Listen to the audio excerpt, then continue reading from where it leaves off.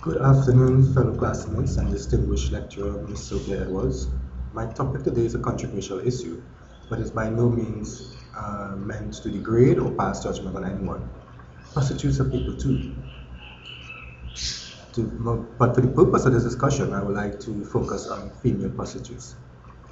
My general purpose really is to inform you and give you another perspective on the life of a prostitute, to inform you the reason why someone chooses prostitution as a means of earning a living. Why a prostitute should have the right to a comfortable life? You may ask. Why not? They are human too. Looking at a typical day, a weekend in Trinidad, you drive down Murray Street in Woodbrook, the street that connects R. Peter Avenue, and you see these girls selling their body, trading their body for money. You may see men from time to time doing the same, selling their money, that is selling their body for money. Yes, men do pay men for sex, for man to man sex. It's the reality of today. But you don't know the circumstances that brought these girls on the streets of Murray Street. Prostitution may be the last resort for many of these girls. It can also be the only choice available for survival, or it can be forced on them. Have you ever thought about it? Do you think prostitutes deserve a good life? Do you have a clear idea how to live and what to do with their earnings? Do you understand what prostitution do to a young person's self-esteem? Well, let me inform you. They suffer feelings of worthlessness, excessive guilt, and recurrent thoughts of suicide. Prostitution, in most cases, are last resort for many of these girls. I was doing a research in Trinidad and I came across several stories. Alex is one of those. She actually is a Venezuelan who worked in the industry for almost 24 years, but her story started when she was raped and forced into prostitution at age 14. She was later trafficked to Trinidad via the Gulf of Paria, approximately midnight, she claims, and on arriving here, everything that she earned, including a passport, was seized from her. She was forced into working almost every single day, regardless if she was ill or not. Now, her story is just actually one of many.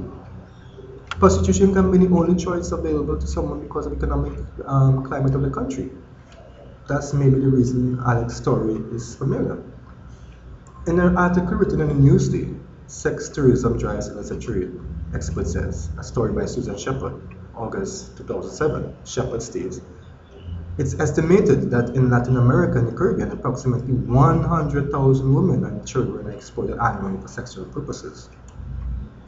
According to a report by U.S. agency, the National Development Office, this country is among several in the region at the center of a growing sex tourism industry.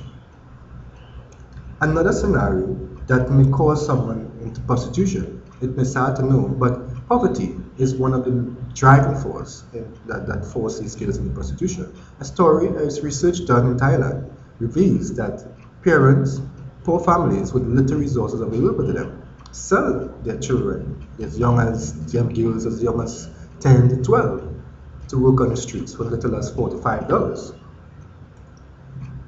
Prostitution can be forced on them by circumstances. For example, exploitation or sex trade. Trinidad is no stranger to the exploitation of women. So, it is important to understand that there are many circumstances that may cause someone into prostitution. But the sad reality of this is that not only they suffer mentally, but they also suffer physically.